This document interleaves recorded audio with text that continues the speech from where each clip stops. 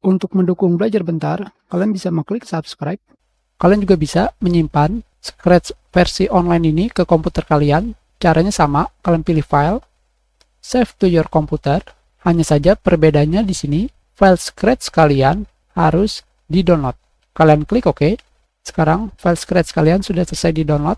Kalian klik Explore. Ini adalah file Scratch yang baru saja kalian download dari versi Scratch online. Tentunya dari sini kalian pindahkan ke dokumen.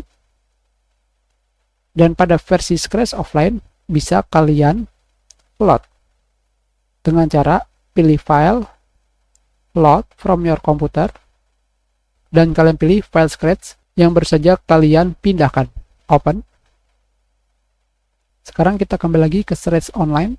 Kalian juga bisa melakukan load dari file Scratch pada komputer kalian. Hanya saja kalian harus membuat file Scratch yang baru.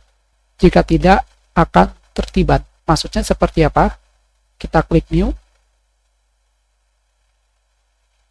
Kita berikan nama Untitled 11. Sekarang kita lihat pada My Stuff.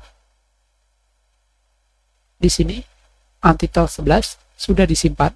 Sekarang kita pilih file, load from your computer, dan kita pilih file yang lain.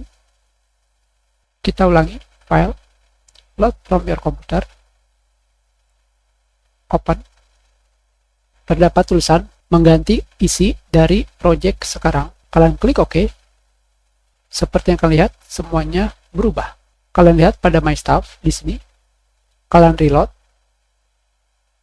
Seperti yang kalian lihat, Untitled 11 telah diganti menjadi sumbu X dan Y.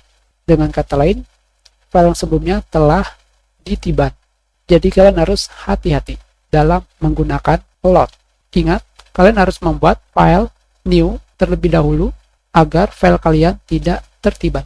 Dan yang terakhir, kalian bisa membuat duplikat dari file yang sekarang. Contohnya, ini adalah file sumbu X dan Y. Kalian pilih file, kalian pilih save as copy. Dan seperti yang kalian lihat sekarang, terdapat sumbu X dan Y copy. Kita lihat pada My Stuff, reload. Kita telah membuat kopian dari file sumbu X dan Y. Kita sudahi pelajaran kita. Terima kasih.